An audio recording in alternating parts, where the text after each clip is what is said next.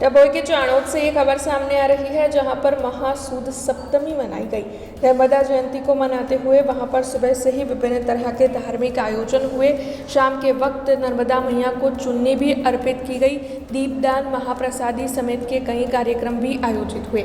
तब आपको बता दें कि इस दौरान चाणोद में डभोई के विधायक शैलेश मेहता, ब्रह्म जागृति मंच के मीनाबेन मेहता, नर्मदा के विधायक दर्शनाबेन देशमुख, डभोई नगर पालिका के प्रमुख बीरेन शाह समेत के अग्रणी भी पूजन अर्चन के लिए पहुंचे थे।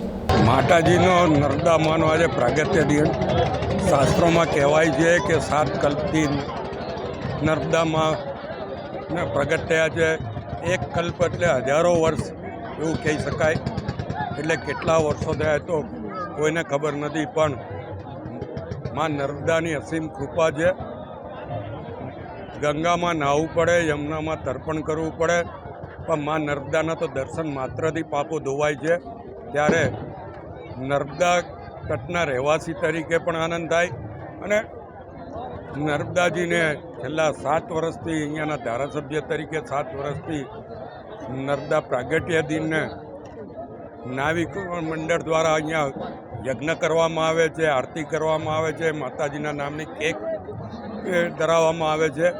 ત્યારે માતાજીને ચૂંદડી ચડાવવામાં આવી, એટલે યજ્ઞનો લાભ મળ્યો, આરતીનો લાભ મળ્યો, માતાજીને ચૂંદડી ચડાવવાનો લાભ મળ્યો। એટલે હું તો માં નર્મદાનો ખૂબ જ દિલથી આભાર માનું છું અને માં નર્મદા અહીંયા દર્શન કરવા આવતા તમામ ઉપર આશીર્વાદ વરસાવે એવી અપેક્ષા રાખું। हमसे जुड़े रहने के लिए हमारे YouTube चैनल को सब्सक्राइब करें और नई वीडियो की नोटिफिकेशन के लिए बेल आइकॉन को दबाएं।